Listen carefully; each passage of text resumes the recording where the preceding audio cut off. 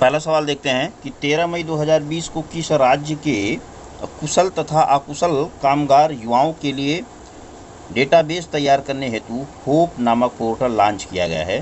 तो होप नाम का एक पोर्टल लॉन्च किया गया है। पूछा जा रहा है कि किस राज्य के द्वारा ये पहल की गई है। तो ये पहल की गई है उत्तराखंड के राज्य के द्वारा। यहाँ पर 13 मई 2020 को उत्तराखंड के मुख्यमंत्री त्रिवेंद्र सिंह रावत ने राज्य के कुशल एवं अकुशल कामगारों युवाओं का डाटाबेस तैयार करने हेतु होप नामक पोर्टल लॉन्च किया है और इसका पूरा नाम है हेल्पिंग आउट पीपुल एवरीवेयर। दरअसल होप पोर्टल के माध्यम से होगा क्या कि जो राज्य के स्किल्ड लोग हैं उनका और जो नॉन स्किल्ड लोग हैं उनका दोनों का डेटाबेस तैयार किया जाएगा। तो जो स्किल्ड लोग हैं, जो राज्य की अन्य योजनाएं चल रही हैं, जैसे वहाँ पर एक योजना चल रही है मुख्यमंत्री स्वरोजगार योजना, तो इस तरह की योजनाओं में उनको रोजगार उपलब्ध कराने में सहायता मिलेगी। और साथ ही में जो वहाँ पर उत्तराखंड राज्य में प्रशिक्षण प्रदान करने वाले कार्यक्रम चल रहे हैं उसके माध्यम से इस होप पोर्टल के माध्यम से जो है क्या कहते हैं कि जब डेटा तैयार हो जाएगा उनका, तो होप पोर्टल के माध्यम से उनको भी प्रशिक्षण प्रदान किया जाएगा।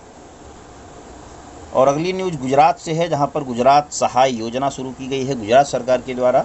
देखते हैं 14 मई 2020 को गुजरात सरकार द्वारा आत्मनिर्भर गुजरात सहाय योजना शुरू की गई है। इस योजना के तहत निम्न मध्यम आय वर्ग के लोग बैंक से कितनी राशि का गारंटी मुक्त ऋण 2% वार्षिक ब्याज पर ले सकते हैं। तो 1 लाख रुपए तक का ऋण जो होगा वो निम्न आय वर्ग के जो लोग होंगे वो बिना किसी कोलेटरल के गारंटी मुक्त ऋण ले सकते हैं। कोलेटरल का मतलब यही होता है कि बिना किसी जो है गारंटी के, यानी कि आपको किसी भी प्रकार का ऋण लेने में 1 लाख रुपए तक का ऋण लेने में किसी भी प्रकार को आपको कोलेटरल नहीं देना है, किसी भी प्रकार की आपको सिक्योरिटी नहीं देनी है। जैसे आप किसी भी संपत्ति का कागजात या किसी चीज़ की जो है पेपर वगैरह लगाते हैं बैंक से लोन लेने में आमतौर पे, और यह लोन जो है 2% वार्षिक दर पर होगा। चलिए इससे जुड़ा हम और सारे तथ्य देखते हैं।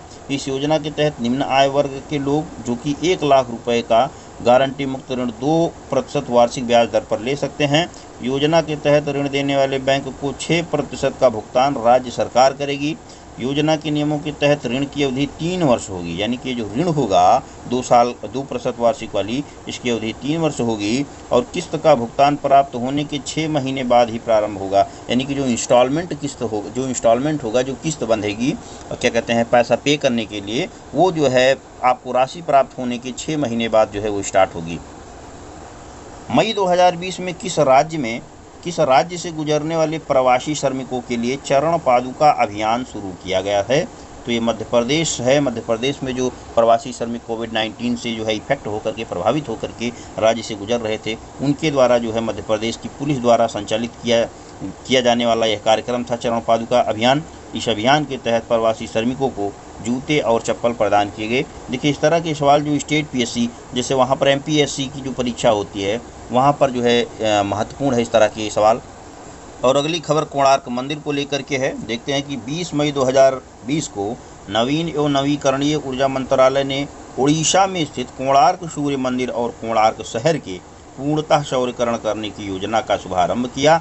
इस मंदिर का निर्माण गंगवंश के शासक नरसिंहदेव प्रथम ने किस शताब्दी में करवाया था। तो गंगवंश के शासक नरसिंहदेव प्रथम ने 13वीं शताब्दी में इस मंदिर का निर्माण करवाया था। और यहाँ पर अब इससे देखते हैं कि ये दरअसल केंद्र सरकार 100% जो है केंद्रीय वित्तीय सहायता यहाँ पर प्राप्त योजना है, जिसमें 25 करोड़ रुपए की सहायता से पूरे कोणार्क शहर का और इस मंदिर का जो है वो सौर विद्युतीकरण किया जाएगा, यानी कि यहाँ पर विभिन्न प्रकार की सौर ग्रिड बैठाए जाएंगे। देख सकते हैं योजना के तहत 10 मेगावाट क्षमता की ग्रिड कनेक्टेड सौर परियोजना, सौर वृक्ष, सौर पेयजल कियोस्क जैसे विविध सौर ऑफ ग्रिड अनुप्रयोग के माध्यम से यहाँ पर जो है संयंत्र स्थापित किया जाएगा। 1984 में यूनेस्को ने इसे विश्व धरोहर स्थल के रूप में मान्यता प्रदान की है। यानी कि कोणार्क मंदिर के संबंध में अगर स्टेट पीएससी में सवाल पूछा जाता है कि क्या इसे जो है यूनेस्को के तहत जो है विश्व धरोहर स्थल के रूप में मान्यता प्राप्त है, तो वो स्टेटमेंट इसका सही हो जाएगा। और मंदिर का निर्माण 13वीं शताब्दी में गंगवंश के शासक नरसिंहदेव प्रथम ने करवाया था।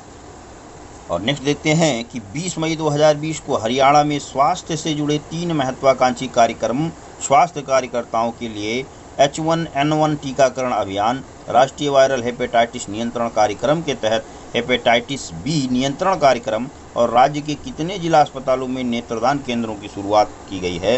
तो राज्य के जो है वो 21 केंद्रों में नेत्रदान अभियान जो है उसको शुरू किया गया है। नेत्रदान करने के लिए एक योजना शुरू की गई है और साथ ही में H1N1 टीकाकरण अभियान शुरू किया गया है जो स्वास्थ्य कार्यकर्मी हैं उनके लिए।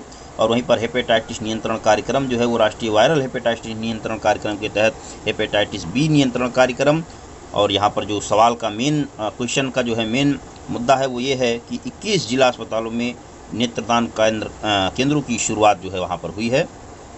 दरअसल हरियाणा 2030 तक हेपेटाइटिस सी के उन्मूलन के लिए पूर्णतः प्रतिबद्ध है और हासिल करने के लिए 2020-2021 में प्रदेश के 4 लाख लोगों की जांच का भी लक्ष्य वो निर्धारित कर चुका है। और अगली महत्वपूर्ण योजना है कि 22 मई 2020 को किस राज्य के प्रत्येक ग्राम पंचायत में श्रम सिद्धि अभियान की शुरुआत की गई है। तो ये स्टेट है मध्य प्रदेश, जहाँ के मुख्यमंत्री शिवराज चौहान ने प्रत्येक पंचायत में श्रम सिद्धि अभियान की शुरुआत की, जिसमें होगा क्या कि जिनके पास जॉब कार्ड नहीं है उनको जॉब कार्ड प्रोवाइड करवाया जाएगा और कुशल मजदूरों को उनकी योग्यता के अनुसार काम प्रदान किए जाएंगे।